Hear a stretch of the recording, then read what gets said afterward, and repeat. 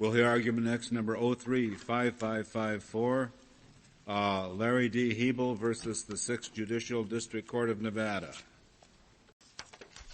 Thank you, Mr. Chief Justice.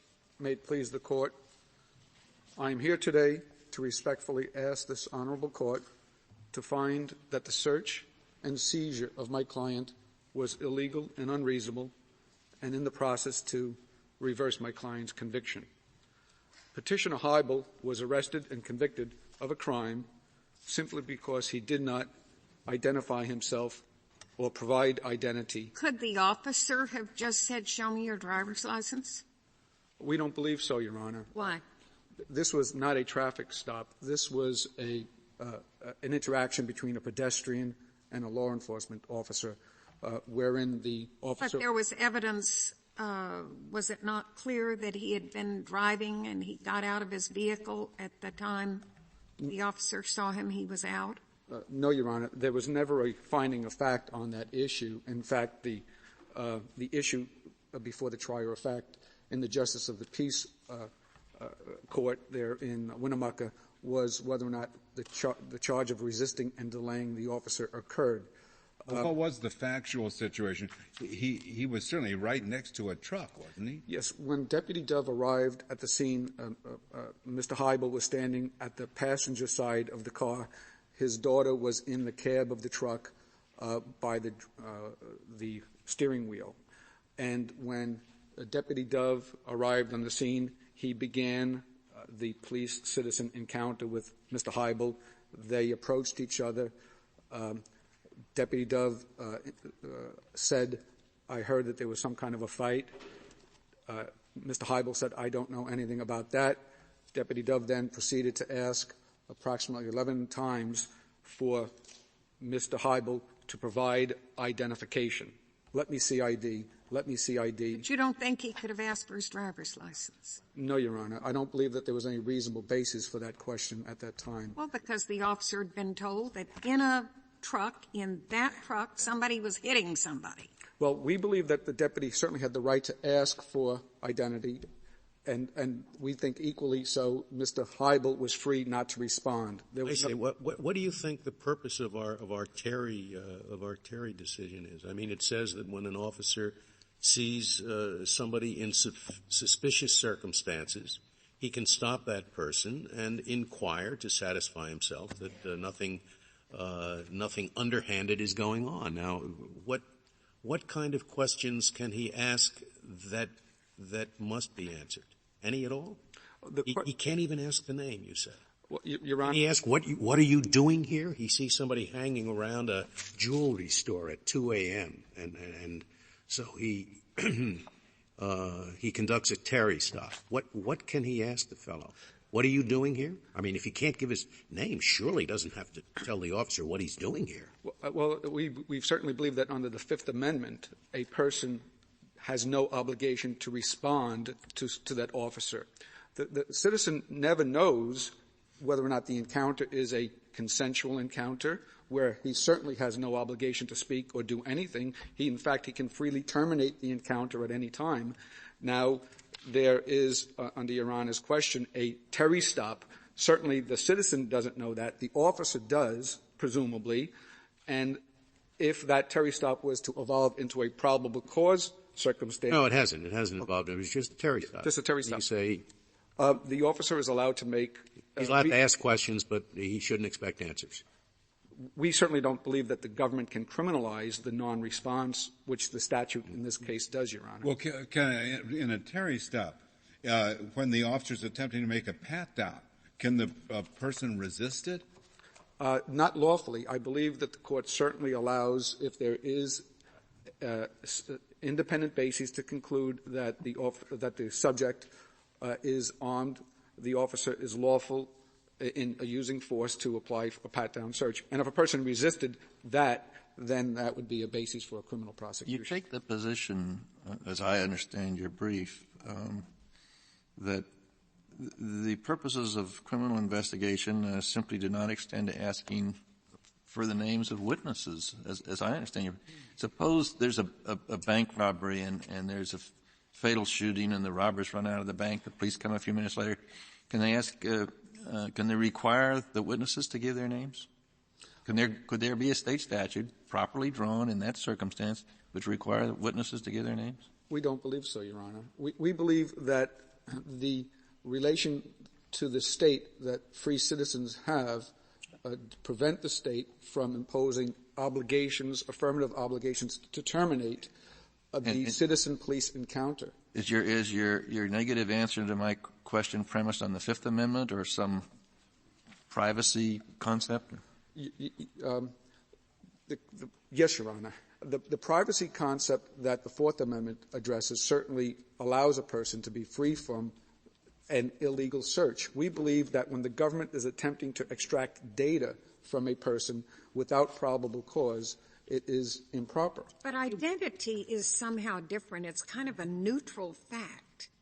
Under your view, it wouldn't be possible to have some national identification card requirement then. Your Honor, the name is not neutral, certainly in this domestic battery Terry stop, because the name itself. I think one's name probably is just a neutral fact. It's not incriminating one way or the other. Your Honor, there are numerous instances where one's name is not a neutral fact. In the facts of this case, the underlying purpose of the criminal investigation was to determine if a domestic battery had occurred. But there would be no problem in checking the license on the vehicle and then the officer could ask, are you whoever is the owner of the car? Yes, Your Honor. Certainly there are numerous investigative tools available to the police, including running the license plate. In fact, Deputy he does that. He does that, and the person's taking. You can ask if he's the owner of the car or the registered owner of the car, but you can't ask him his name? Well, we certainly believe that had that been the facts in the case and Mr. Hiibel chose not to respond, there would not be a basis that's proper under the law for a criminal prosecution in that regard, Your Honor. No, but I thought — No, you were going to say something. Sorry, go ahead. I thought your position was that if it had been sufficiently apparent that Mr. Hiibel was associated with the truck, that he owned it, had been driving it or something like that, that under those circumstances, the police could have exercised the state's regulatory power over motor vehicles and said, show me your driver's license or show me your registration. Is that correct? We believe that is the law, Your Honor. All right. And you're saying the reason they couldn't do any of those things here in the sense of demanding compliance is that there wasn't a sufficient connection shown between the Mr. Hiibel and the truck. Is that what it boils down to? Nor was it relevant at trial, Your Honor. Oh, okay. But, I mean, we're talking about the scene. And at the scene, you're saying there just wasn't a predicate for forcing him to answer those questions. That is correct, Your Honor. And it was not a fact that was deemed relevant by the state at the time or the defense. Right. And since there was not, I take it your general position is that they can ask him anything. He does not have to say anything in response to any question they ask. That is true. Isn't that it? Yes, Your Honor. And that sort of assumes that there's no responsibility on the part of citizens. I mean, but we impose all sorts of responsibilities on citizens in connection with the determination of criminal activity. I mean, harboring a felon is a crime. It's unlawful to give a false response to inquiry by a federal investigative officer. Why isn't it a perfectly reasonable responsibility of a citizen when he's a witness to a crime to have to give his name so that he may be called upon to testify? Why isn't that a minimal citizen's responsibility? And likewise in these circumstances, I cannot imagine that any responsible citizen would have objected to giving the name. And if one feels that way about it, why is it a violation of the Constitution to have citizens do what every responsible citizen, it seems to me, would do? Your Honor, the imposition of an affirmative duty to avoid criminal sanction when you are otherwise innocent of any crime is an improper tipping of balance in favor of the state at the expense of some very in favor of the state. What's your best case for that proposition? Your Honor, there are numerous anonymous activities that this court finds to be important to the maintenance of a free society. Engaging NAACP versus Alabama, but that was a suspect class membership list. What else do you have? Your Honor, also the Watchtower line of cases, religious solicitation, religious door-to-door activity. That was a burden on speech. That is correct, Your Honor. I'm addressing circumstances where a citizen also is left at the mercy of the discretion of an officer. No citizen can safely have a voluntary interaction with an officer without risking arrest, because there is no obligation in the law for the officer to say, as a result of you telling me that you have a red car, I now determine that reasonable suspicion exists. What about giving this man, who appeared to be under the influence of alcohol, a breathalyzer test? Nothing different. It's just there's a basis for a Terry stop. He's now out of the car. The officer thinks Mr. Hiibel could be a menace on the road, and so says, I'm giving you a breathalyzer test. Could he resist that? We don't believe that there was reasonable suspicion at all that he was the operator of the car, and there would have been no lawful basis for the... Well, there's a passenger sitting on the passenger seat, and he's gotten out, and he's on the driver's side, right? No, Your Honor. In fact, Mr. Hiibel was standing at the passenger side door, and there was somebody in that seat. No, Your Honor. Where was the daughter? The daughter was, when the officer arrived, behind the wheel. She eventually slid over to the passenger side when she was, towards the end of the encounter, she exited and then was thrown to the ground and arrested. Could she have been asked the name? Could she have been asked her father's name? Certainly, I believe available to Deputy Dove at the time was to do what he was there to do, and that was to investigate to see if a domestic battery had occurred. I don't believe the issue before the court is whether or not Deputy Dove engaged in the best or worst police activity. I believe the issue before this court, and with respect to Justice Kennedy's question, homeless people do not have the appropriate residences, permanent residencies, and accordingly would be unable to provide identification. Terry cases suggested that the whole point of a stop and a search based on reasonable suspicion is to make identification?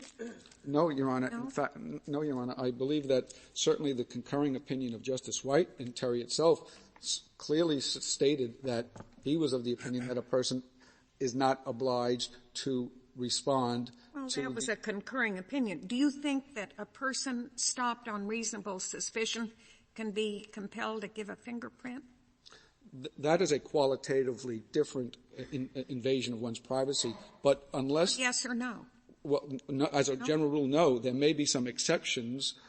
This court has addressed the possible exceptions, like being the officer knows that a murder, rape has occurred, fingerprints, bloody fingerprints were found at the scene.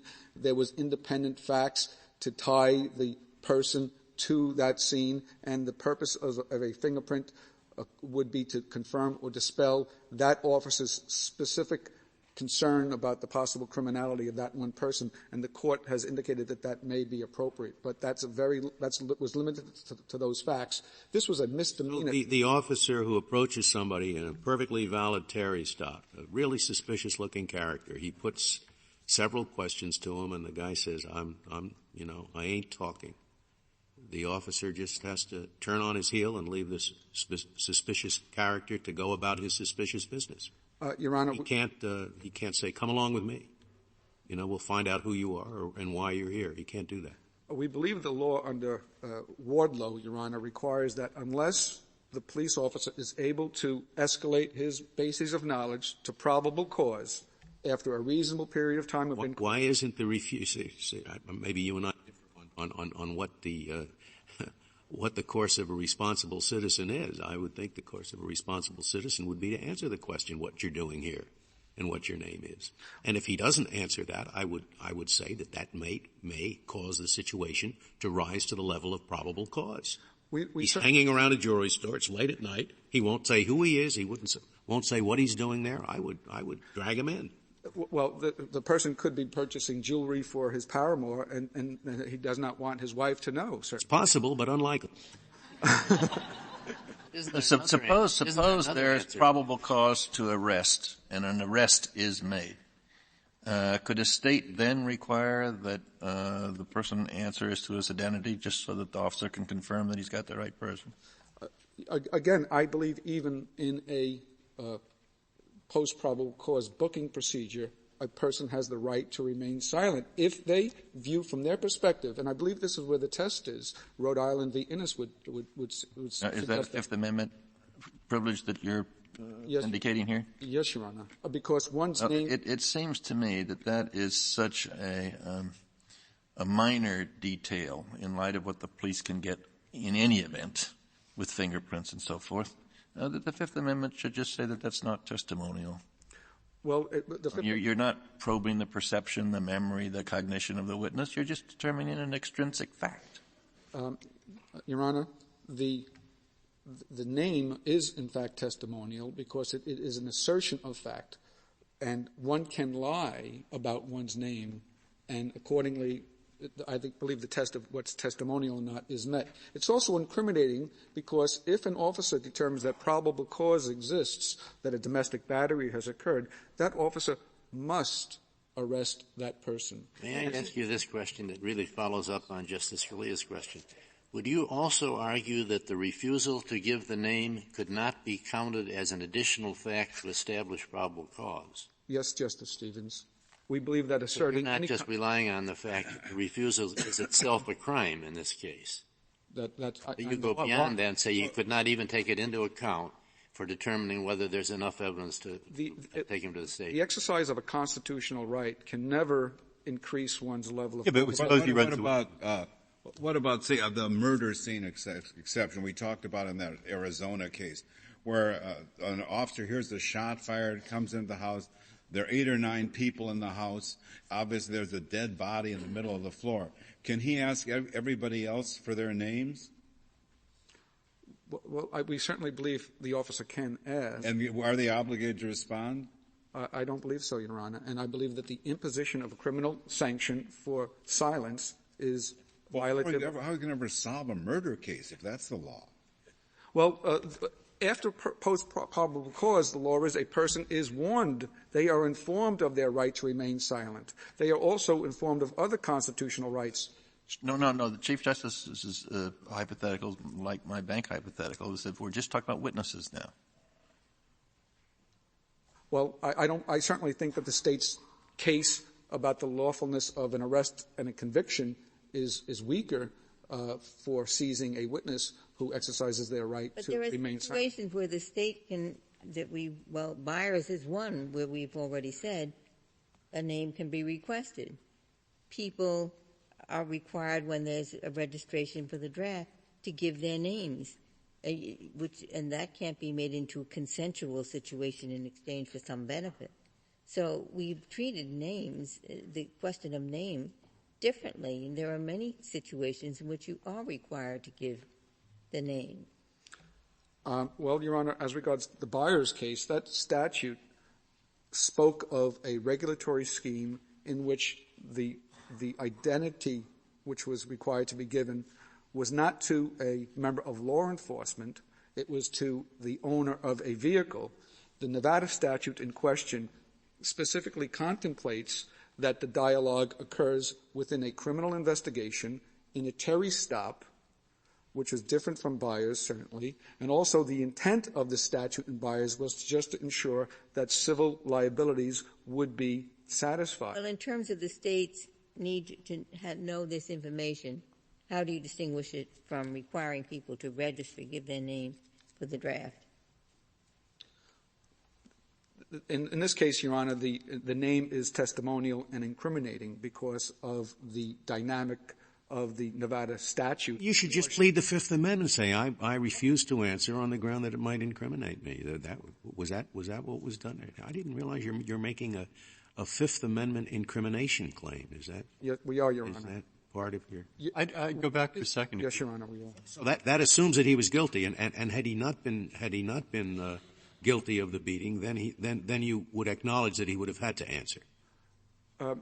It's only the person who's guilty of the beating who would have a right not to answer. One of the interests that the Fifth Amendment is designed to protect is to protect people who find themselves in ambiguous circumstances where their silence or their admission could. Please answer the question yes or no. Are you saying that only the person who had been beating the woman in the truck, and therefore whose disclosure of his name would incriminate him, only that person has the right not to answer? Or are you saying anybody who was asked had the right not to answer? Indeed, everyone who was asked. Under the Fifth So you're Amendment? not pleading the Fifth Amendment then. That's what I thought you were arguing, and that has nothing to do with the Fifth Amendment. Well, from the perspective of Petitioner Hiibel, when Deputy Dove said to him, I hear that there was a fight here, and then Deputy Dove started making inquiry of him, I think it was reasonable for Petitioner Hiibel to realize that at this time he was facing the cruel trilemma, which this Court speaks of. In fact, had... Okay, but if at that point I had walked down the street and the cop had turned to me and said, "Who are you?" I wouldn't have had a Fifth Amendment right to refuse, would I? If there was an imposition of criminal sanction for the failure to respond... No. Wait, I mean, you're putting the cart before the horse.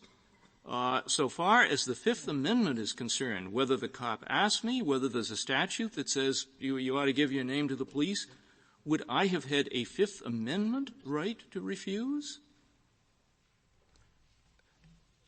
If it's not the Fifth Amendment right to refuse, it's your right to be let alone, All right. which is There might be a based Fourth upon Amendment. other constitutional principles. The only thing, Justice Scalia, I'm trying to get at is we thought you were saying at one point that everyone has a Fifth Amendment right to refuse to identify himself under all circumstances. And is that your position? Your Honor, the question is only affirmative as regards the Fifth Amendment if the state was to criminalize your silence in respect to that question. Did the Supreme Court of Nevada did you raise a Fifth Amendment question in the Supreme Court of Nevada? We did, Your Honor. And did the court pass on it?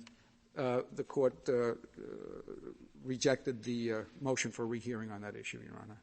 Had you raised it before the motion for rehearing? Yes, Your Honor. It was raised at the trial level through the citation at the trial. I was the trial attorney to Berker v. McCarthy. I appealed to the I appealed to the 6th Judicial District Court, where both the state and the defendant specifically briefed the Fifth Amendment issues and argued the Fifth Amendment issues. But your answer that if the law requires that you give your name, then that makes everybody have a Fifth Amendment privilege is just not right. That's just circular. I would agree that there likely is no Fifth Amendment privilege for witnesses, or I would state that. You might not agree. As to people that are suspect of a crime, even if they're innocent, if you're right that the name is protected, then I think the privilege applies, because even if they're innocent, it might be a link in the chain of evidence necessary to convict. That's the test. But the question, it seems to me, is whether a name itself has such intrinsic testimonial consequences as opposed to neutral regulatory consequences that it should be within the Fifth Amendment. It seems to me, the issue. Yes, Your Honor. I believe that's where the court will turn on that question. But also with respect to the Fourth Amendment inquiry, a name is such that a person has a legitimate expectation in the privacy in that name. Otherwise, the government certainly then could require name tags and perhaps color codes. The question whether or not is that privacy is diminished when they're witnesses to a crime, when they're present at a crime scene. And that's certainly much different from saying that all citizens have to give their name any time a police officer asks them for any reason. That's a completely different case. Yes, Your Honor. I'm not even sure that the driver of the truck would have a Fifth Amendment right. I don't know how your name incriminates you.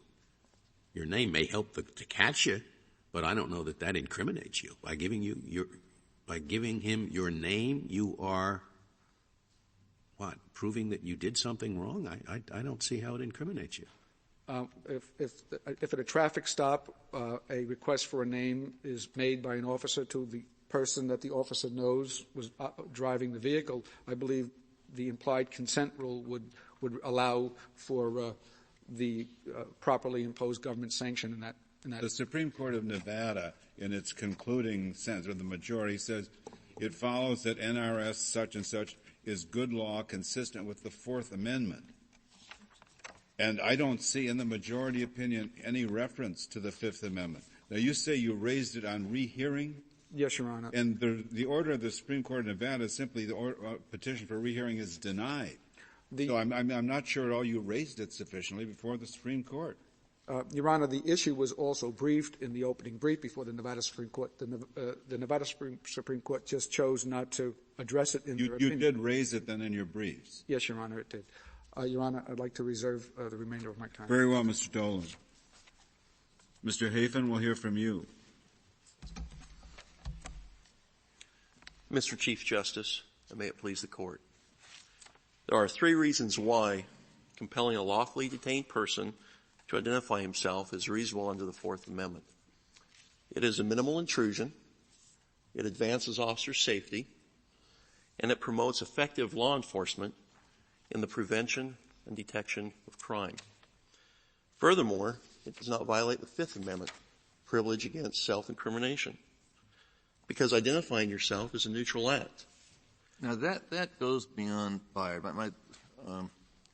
The hard part of this case for me is that Byers, which seems to me a much easier case, was so difficult for the court. You had a fragmented court. You didn't have an opinion for the majority of the court. And this, it does seem to me, goes one step beyond Byers with reference to the Fifth Amendment. Well, in regard to... And Byers didn't take the position that you just take, that is not testimonial. It seems to me that's a plausible enough argument, but I can't get that out of Byers.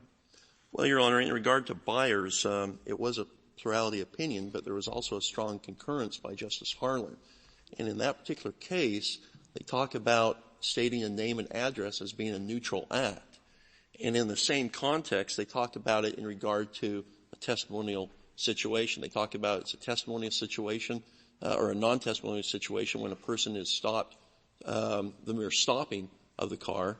But in the same context, they also say stating your name and your address is a neutral act. Well, I'll look at it again, but it sees to me even the Harlan opinion was in the context of what we might call the regulatory zone of automobile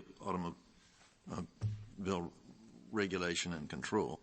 They do talk about that, Your Honor, but in the same context, they also describe it, or they address it in the criminal context. The plurality opinion addresses it in the criminal context, and Justice Harlan also addresses it in the plurality context. The plurality opinion said that noting a name, notes that a name, quote, identifies but does not by itself implicate anyone in criminal conduct. That's correct. It's the same. That's correct, Your Honor. That goes to the incriminating part of it, but when they talk about the neutral act, we're interpreting that to go to the testimonial part of it. And this Court traditionally treats names differently. You said name and address.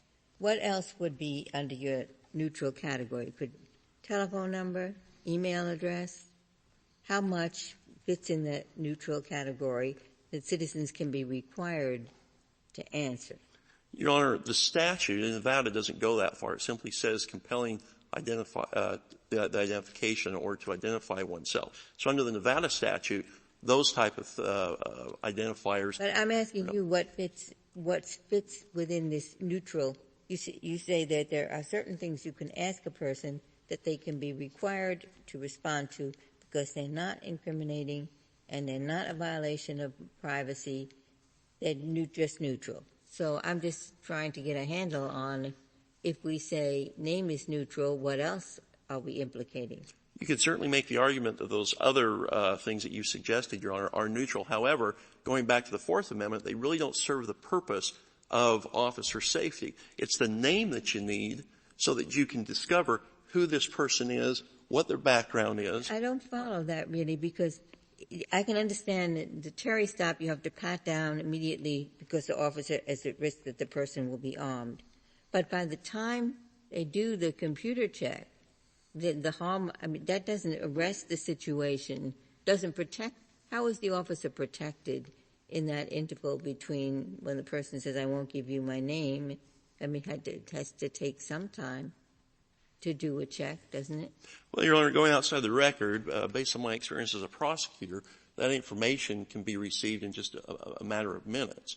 And so while the officer is waiting for that information, he can certainly take the posture of protecting himself. However, after receiving that information and obtaining the criminal history on this person, perhaps he has a history of battery on police officers, he can then escalate the protection. Either calls for backup or perhaps unholsters his revolver. He has a number of things that he can do after he gets that information. And so it is critical. Does that information convert reasonable suspicion into probable cause?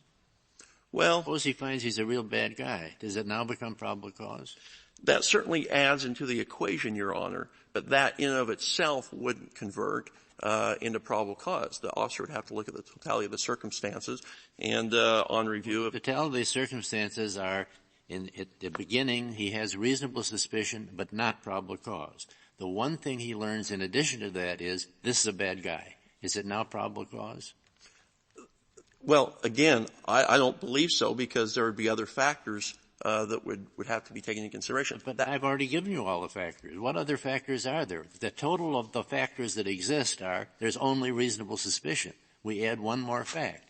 He's a bad guy. Does that make it probable cause? No. Well, it might if it's a bad guy with a particular pattern. It was a jewelry store, and he's a bad guy because he robbed a lot of jewelry stores under these same circumstances. I mean, you could play with hypotheticals, it seems to me. He has robbed this same jewelry store 10 previous times. Don't you think that would elevate it to probable cause? But the likelihood of getting that precise information is quite remote, I think, in most of these cases. That's correct. All right. What about Berkemer? Excuse me? I read the brief here. A case called Berkemer versus McCarty, or referred to on page 13. There must be some obvious answer I'm missing. They're talking about a Terry stop, and they say the court says this. You can ask him questions, but the detainee is not obliged to respond. And there's a bunch of others. So he's not obliged to respond. He's not obliged to respond. Now, what do we do about that case? Well, Your Honor, two responses. First of all, I believe that reference in Berkemer is dictated by the court. The real holding in Berkemer was a Miranda issue. Second, this court has never specifically addressed this question. All right. So what you're saying is, but there is a lot. You know, they have like 2 pages here of different judges, Harlan, White, Berkemer, Davis, and each time the court said, but they're not obliged to respond. Now, I thought, I guess I'm approaching this case quite differently, but I thought we're not talking about national ID cards. What we're talking about are Terry stops. And a Terry stop is a derogation from the ordinary situation where you can walk wrong, do what you want. So if we're derogating from the person's ordinary freedom, what the court did in carving out exception was to create a condition. You can ask, but he doesn't have to answer. Now, the virtue of that, it's simple.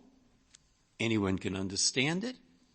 And it doesn't get us into all these problems that were raised previously, whether those problems are right, wrong, or indifferent. So if I read 3 Supreme Court cases and it all says that, I think maybe there's some burden in saying on your part why we shouldn't just follow what it says. Well, in subsequent opinions that were cited by the petitioner, they discuss either a dissent or a concurring, and in those particular references, the justice does say unsolved crimes, questions to unsolved crimes, or as Justice Why complicate the matter? That is, you've already said a name doesn't normally incriminate you, but it could. Suppose his name is Killer McGee. I don't know. I mean, it's possible. And then I guess you could have other questions, that don't normally incriminate you. Are you hungry? Would you like to sit down? So why get into this complicated thing of saying whether a question normally isn't or normally is or sometimes? Why don't we just follow what the court said? Because again, Your Honor, I don't believe in this particular issue where it's a stop and identify statute that the court has specifically addressed that. And it's your answer because the court said it in dictum, right? That's correct. Referring to when he said it in dictum. In Berkemer versus McCarty, But even there, we did not say it was a Fifth Amendment bias, Right. a Fifth Amendment privilege, and that's what you're here to argue. You're here to say that this is just not covered by the Fifth Amendment. It is not testimonial. It's a neutral fact. I agree with you about that. I'm talking about a Terry stop.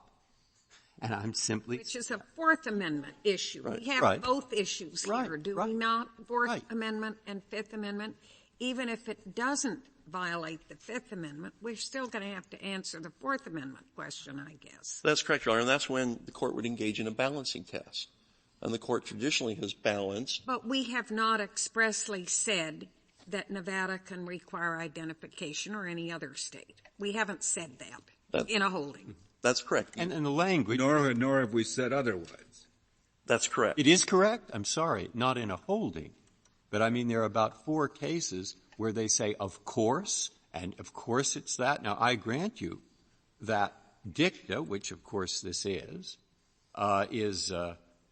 varies in its strength and so forth. But if we have a repeated series of cases that say it, doesn't there have to be a pretty good reason for departing from it? And that's what I'm listening for, a pretty good reason. Well, do all those cases that you're referring to hypothesize the existence of reasonable suspicion, or are some of them just confrontation without reasonable suspicion? Well, are you in regard to Berkemer? Yes. In regard to Berkemer, again, that went back to a Miranda issue, whether an officer would have to read Miranda to during a traffic stop. And it says this while discussing Terry stops. But they said this while discussing Terry stops. Is that so in respect to Berkemer? I'm just reading the brief. That the language I quoted was while discussing Terry stops. That's correct. The court ultimately decided that a traffic stop was akin to a Terry stop. But the court also addressed it in the situation of a Fifth Amendment issue under a Miranda concept. Could you explain to us why you think the Nevada Supreme Court didn't mention the Fifth Amendment in its opinion? Your Honor, I don't know. I am of the opinion that the opinion simply addresses the Fourth Amendment issue. Why they didn't address the Fifth Amendment, I don't know. Those issues were certainly presented to that court. Because they're quite different, and that certainly the Fifth Amendment issue is important and perhaps even harder than the other issue. To some extent, Your Honor, but again, our position is that it is not testimonial and it's not incriminating. It's simply But it is the odd thing about this case is that the inquiry is made, and it's significant, only in the context of a criminal investigation. That's the only time the statute applies, when you've got a Terry stop. That's correct. And in regard to the Fourth Amendment, again, it gets back to this balancing issue. This court's going to have to balance the any apparent personal security interests of Mr. Hiibel against the important legitimate interests that the government has in this case.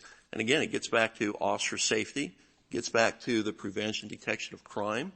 And again, it's a minimal. All the arguments on the Fourth Amendment, but for me, the more difficult issue, frankly, is the Fifth Amendment. And it's really strange that they didn't discuss it at all. And it is strange that we're all concerned about identification cards, national, and all this sort of stuff. But this case is very, very narrow. It's just a case where somebody gets it out. He doesn't realize there's a statute on the books that said, if you don't answer, you can go to jail or get arrested. The funny thing about it is there are no warnings required here. Well, in this particular case, the deputy did warn him. In fact, the evidence is clear in the joint appendix on page 4 that the finding of fact by the Justice Court was that Deputy Dove did tell Mr. Hiibel, if you don't give me identification, I'm going to have to arrest you. Yeah. And so in this particular case, he was placed on notice. There's a statute, but the statute didn't require that. That's correct. The statute does say, shall identify yourself. Well, ignorance of the law is generally no excuse, is it? That's correct. That's correct. I agree that the Fifth Amendment is the harder question in this case, especially given the convoluted opinions in Byers. It does seem to me that because the statute really focuses on what we might call Terry stops, that you have a class of persons who are within the zone of the commission of a crime, and so the Fifth Amendment becomes slightly more of a suspect class. I don't know how that takes care of the witness hypothetical. This person was certainly under suspicion of of criminal activity. Well, to some extent, going back to the videotape that the court has, after Deputy Dove asked or informed Mr. Hiibel, "I'm here because of a fight between the two of you," he indicates, "I know nothing about that." So that may very well take him somewhat out of the class of a suspect now to a potential witness. That time, Deputy Dove, based on that response, doesn't know now, well, is this the man that was reported hitting the woman in the truck? Or did that person leave, and this is simply another passenger in the truck? So viewed objectively, he has every right to ask the question, and because it wouldn't constitute a Fifth Amendment violation in that context, if Mr. Hiibel truly was a witness, then he would be obligated to answer the question. What's the closest case you have for us? The Nevada court doesn't address this issue. What's the closest case you have for us to show that this is not a Fifth Amendment violation? It would be Byers. And we rely upon Byers. And again, granted, it's a plurality decision, but with a strong concurrence by Justice Harlan. I thought you were saying earlier that your strongest reason would be that he had already, in effect, taken himself out of Fifth Amendment protection by saying, "I know nothing about that." In that context, yes, because now he, according to Deputy Dove, viewed objectively, is potentially but then your rationale for the arrest should be that you're a potential witness, and for that reason we have a right to apprehend the witness to make him testify to the crime. You don't need the Terry stop rationale for that. If you think he's a witness to a crime, the Terry stop is really irrelevant. Well, but the reasonable suspicion was formed prior to meeting with Mr. Hiibel, so he had every at least he had the reasonable suspicion. From the standpoint of the Fifth Amendment, what rule do you want us to adopt? When can the police require persons to give their identity, in your view, under the Fifth Amendment constitutionally? First of all, you have to make sure that there's reasonable suspicion to detain the person. And at that point, then when the officer asks the person for identification or what his name is, then if the person doesn't respond, then the person. What about our witness hypothetical, where the Chief Justice's hypothetical of the murder with 5 people standing there? My hypothetical debate. You don't think the police can demand identification at that point from witnesses? Oh, they certainly could demand at that point. Could they be criminalized if they fail to give the answer? Well, it depends if at that time there's reasonable suspicion to believe that one of those individuals may have committed a crime. Oh, so then you're abandoning the witness rationale. Well, but the statute doesn't apply to the pure witness. That's the point. This statute does not apply to the witness to the bank robbery who's not suspected of doing the robbery. Well, again, it's going to depend on the situation. No, the hypothetical situation, he's purely a witness. He was standing in line at the counter. He saw somebody rob the bank, but he's not suspected at all. Hypothetically, you could make him give his name because you want his testimony at the trial, but that's not this statute. Right. The statute is specifically tied into reasonable suspicion and whether that person may have committed a crime. I agree. Yeah. Well, it would be rather odd that you could ask innocent people to give their name and not a person under criminal suspicion. Well, again, let me back up. Do you think that maybe when he's invoking the Fifth Amendment, he has to invoke the Fifth Amendment? Do you think maybe if he just can't say, "I won't answer," he can be arrested if he just says, "I won't answer." But if he says, "I won't answer," on the ground that it might tend to incriminate me, then the policeman would probably have probable cause, wouldn't he? But it seems to me sort of, sort of sneaky to invoke the Fifth Amendment without invoking the Fifth Amendment. He didn't. That wasn't the reason he gave for not answering. I thought people usually invoke the Fifth Amendment. They say, "I refuse to answer that question." They have their lawyer next to them on the ground that it might tend to incriminate me. Well, they do. Can they just say, "I don't want to answer that question"? I don't believe so. I think that's a very vague response, and I think they'd have to specifically invoke the Fifth Amendment. And as Justice Scalia, as you pointed out, typically when they do that in the context of maybe a grand jury hearing or a criminal trial.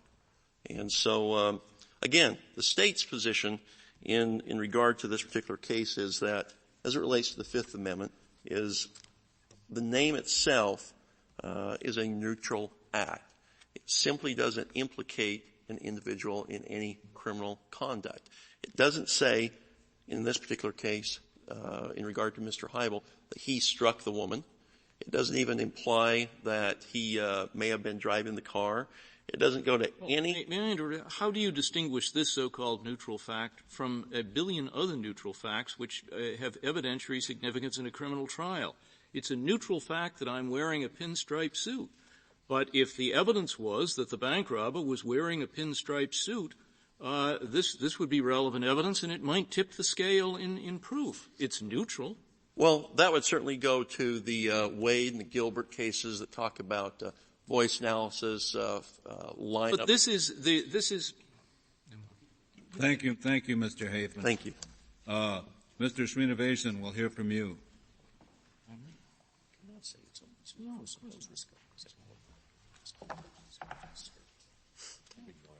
Thank you, Mr. Chief Justice, and may it please the Court. A person detained based on reasonable suspicion of crime may be required to provide his name to officers because that requirement contributes significantly to the ability of law enforcement officers to ensure their own safety and that of the public, while imposing only a minimal burden on an individual's protected interests and privacy. The question under the Fourth Amendment would be whether or otherwise... May I just interrupt there. Now, how does it help the officer's safety? If he's made the pat-down, you find he is or is not armed. If he's armed, of course, he arrests him. He's not armed. Now, how does it help the officer's safety at this point to find out whether he's just let him go away or he should call the station, ask him, do something when he knows his name? Justice Stevens, it's true that a pat-down authority provides a measure of protection for an officer's, and it's an important one, but the authority to determine a person's name and thereby run a background check is a highly significant complementary measure. And do officers always pat down before they ask questions? I've had officers ask me questions often without telling me to spread my legs, put my arms up against the wall, and they frisk me. We certainly wouldn't want to encourage that kind of activity, would we? No, and a pat-down authority is conditioned. I think the Terry case does encourage that kind of activity. If you have reasonable suspicion, that's the first thing you do is pat him down. Well, the authority to conduct a pat-down search, first of all, is conditioned on there being a reasonable basis for believing that the person is armed and dangerous. And so obtaining a person's name... My question is, once he finds he's not armed, why is his safety implicated by not deciding to let him go instead of calling the station and detaining him further? Because a pat-down isn't foolproof. The officer might be assaulted in a physical assault rather than through the use of arms. Well, and a pat-down would not occur unless he had reason to believe the person was armed, which in most cases he will not have. And if he finds out that the guy he's confronting with is, Machine Gun Harry, he's going to have a different approach to that individual. I don't see how there's any question that it can help the officer's safety unless you expect the officer always to pat down people, which they can't do unless they have reason to believe that the person is armed. Usually they don't, I assume. That's right, Justice Scalia. The first response to Justice Stevens' question is that the pat-down authority is conditioned on there being a reasonable basis for believing that the person is armed and dangerous. There has to be a reasonable suspicion, but there doesn't have to be reasonable suspicion that he's armed. Yeah, part of the inquiry. There has to be a reasonable basis for believing that the person is armed and dangerous before the authority to conduct a pat-down frisk kicks in. And what the authority to determine the person's name and thereby determine their criminal history does is to afford the officer with information that may lead him to believe that he's dealing with a dangerous individual. Is it their position they should get the answer to the identity question before they pat him down? No, I don't think it's a question of sequence. Which comes first, in your view, in the normal police procedure, where there is reasonable suspicion under Terry? Well, first of all, it would depend on whether there's a reasonable basis for believing that the person's armed and dangerous, because if there's not that reasonable basis, the authority doesn't have the authority to conduct a pat-down at all. All right, but on your reasoning that he can ask for the name for reasons of safety, and that's why it should be allowed without anything more, why doesn't exactly that same reason support an authority to pat down even in the absence of any reason to believe that the person may be armed and dangerous? It would contribute to officer safety. No, it would, but the reason why the Fourth Amendment requires a showing of a reasonable basis to believe that they're armed and dangerous before conducting a pat-down is because, as the Court described a pat-down in Terry, it represents a severe intrusion on the person's personal security. And that's not the case with a question, what is your name? that doesn't represent any sort of physical intrusion on the person whatsoever. So your argument really boils down to the crucial part of your argument is the relative insignificance of the intrusion. But for that, we'd be in the same boat with name and pat down. Well, that's critical to explaining why in all cases the officer should have an authority to compel the person to disclose his name. The insignificance of the intrusion. That's correct. Now, I thought under Terry, we've held that a police officer may detain someone briefly without probable cause on a reasonable suspicion the person has committed or is about to commit a crime, and during that process may ask all kinds of questions of the person. Although, as far as I can find out, this court has said the person does not have to respond to the questions. No, what you're pointing to, Justice O'Connor, I believe, is the dictum that was discussed early in Berkmer versus McCarty. Mm-hmm. And that, first of all, is dictum, but not only is it dictum, it's ambiguous dictum, because the language that the court used was that the officer is entitled to ask a moderate number of questions, first to determine the person's identity, and second, to obtain information with which to confirm or dispel the officer's suspicions. And then the court goes on to say that, of course, the detainee is not required to respond. It's unclear whether that statement concerning that the detainee is not required to respond relates to the initial basis for asking questions, which is to determine the person's identity. Said that the officer may require the identification. That's what this case asks us to. That's right, Justice O'Connor, but the court specifically left the question open at least on two occasions, both in Brown versus Texas and in Colander versus Lawson. So I don't think the court is any way inhibited by its precedents. And the right to do a pat-down is something you do after the officer has made the initial decision to detain and ask some questions, presumably. That's right. That's right. It comes after the officer's made the determination to detain. That's correct. The issue under the Fifth Amendment, I think, is Would you go back to the Fourth? Because I suppose that the officer can ask, and he doesn't get an answer, so he pats him down. What's wrong with that? Well, if he has a reasonable basis. It's very, very unlikely, I would think, unless you have some evidence to the contrary, that the officer who's in a Terry stop situation, are there a lot of instances where he said, "What's your name?" Then the person, and by the way, you have to answer or you're going to be in more trouble, so therefore the person gives him his real name, which happens to turn out to be one of the worst criminals in the country, and then he pats him down. I grant you that could happen. But contrast that with the situation where you take Berkmer literally, and now you say if he doesn't answer, sure, you can pat him down. What's wrong? I don't see it. I'm back to my point, which you heard me ask, and I'd really like an answer in terms of, Berkmer cites Davis, and Davis refers to the settled principle, that you can ask at what you want, but they don't have to answer. Okay? So there are a lot of circumstances where it may be national ID cards or whatever, which are not Terry stop situations. But why should we retreat from that dictum? Now, I hear your answer about the danger, and I think that's an important point. But I sort of cancel that by thinking not answering would also give the policeman a justification for the pat-down. And now, if that's right, what other reason is there for retreating from the rather strong dictum? No, but Justice Breyer, I don't think the pat-down eliminates the danger. The pat-down is important in addressing the possibility that the person might use arms that are on their person against the officer, but it in no way eliminates the danger to the officer, and that's why. And you don't believe that the failure to give a name gives the officer reason to believe that the person is armed, do you? Simply because he refuses to give you a name, do you have justification to do a pat-down? No, we're not taking that position in the courts. I wouldn't think so. I know a lot of people that might not want to give a name. Well, it would be pretty odd to say that you can force a person to give his name in order to protect the policeman, but the far lesser restriction of just taking it into account as evidence you can't do. That would be an unusual position.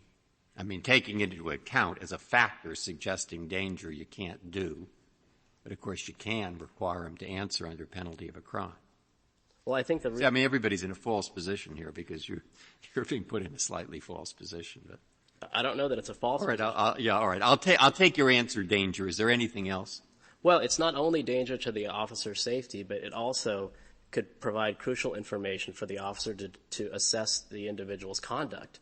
Because if the officer learns that the person's previously been convicted of a crime that fits the pattern that he observed in deciding to detain the person, then that could go a long ways towards the officer's determination that there's probable cause for an arrest. And, of course, that would be crucial in terms of public safety because it could prevent commission of an imminent offense or the ongoing commission of a continuing offense. And why do you stop at the name? Answers to any questions would have that effect. No, that's true. And as from the perspective of the Fourth Amendment, I'm not sure that there's a limitation related to answers to questions. I think the limitation would arise under the Fifth Amendment. And what the Fifth so far as Terry and the Fourth Amendment are concerned, I'm not sure I understand you. Are you saying that there is an obligation to answer all questions, not just names? No, the court hasn't specifically spoken to that question, but we don't challenge the dictum. Is that the position that you're taking? No, we don't take that position because we don't challenge the dictum in Berkmer and other cases. Okay, then why do you stop at the name? Is it again the minimal intrusion? That is a more minimal intrusion than other information? That's correct. Thank you, Mr. Srinivasan. Mr. Dolan, you have 4 minutes remaining. Thank you, Mr. Chief Justice. Within the Fourth Amendment balancing construct, we believe that the government's argument that officer safety is served by requiring a person to utter their name is a false assumption. Truly, if the officer is stopping Machine Gun Harry and he says, "Oh, I'm John Smith," and if you follow the government's position, then the officer at that time can relax his guard, thereby increasing the possibility of danger. So we think that as the court engages in the analysis of what is appropriate under the balance. You're saying people can disobey the law to make it ineffective. That's not usually an argument we accept. I'm saying that the government's argument is based upon the assumption that everyone will tell the truth during a Terry stop, and I don't believe that corresponds with common sense, especially if Machine Gun Harry is there. He doesn't want to be identified, and it's in his interest to say, "My name is Tom Smith." And if you follow the government's conclusion, or rather its position, then the officer then relaxes his guard, doesn't take appropriate steps. We believe that officers must protect themselves, but do so in a way that is consistent with the Constitution. When the court established the Terry rule, it created an exception to the previous rule, was that seizures could only occur on probable cause, which was a greater evidentiary standard, and the court was very careful to suggest that there was a limited right, not a general exploratory search, that now we will be involved because a name, the government suggests, will be the key to unlock data that is endless, given the modern age of technology, that the government can learn about that person. It is a general exploratory search which the government ultimately is asking this court to approve of. And then privacy is a nice principle to talk about as a part of history. Going forward, it will not be part of American citizens' natural relationship, a right that they can count on. Their related freedoms that this court also looks to in the balancing. Oh, but if there's reasonable suspicion to believe the person's committing a crime, it doesn't shock me that they'd use the identification mechanisms to check it out. We're on the assumption that the person's been stopped on the basis of reasonable suspicion of committing a crime. I would so agree. Why not let them check in the computer records to see if this is the worst prior offender they've ever had? Well, with respect to the Terry stop itself, it is for investigation related to whether or not a crime may occur or is about to occur. And the officer has available to them tools to inquire. They can temporarily detain the person to see if there are witnesses around who could identify the person as having engaged in criminal conduct and the like. But the notion that a person has to affirmatively provide a ticket to terminate that Terry encounter really tips the balance too much in favor of the state and risks a lot of benefits to our society that accrue through freely being able to move, to be let alone, to engage in protected activity without being subjected to the accosting that one is subjected to during a Terry stop. Suspicious behavior is not easily or usefully quantified, so this court has found. And because what is suspicious to an officer... Thank you, Mr. Dolan. The case is submitted. The Honorable Court is now adjourned until tomorrow at 10 o'clock.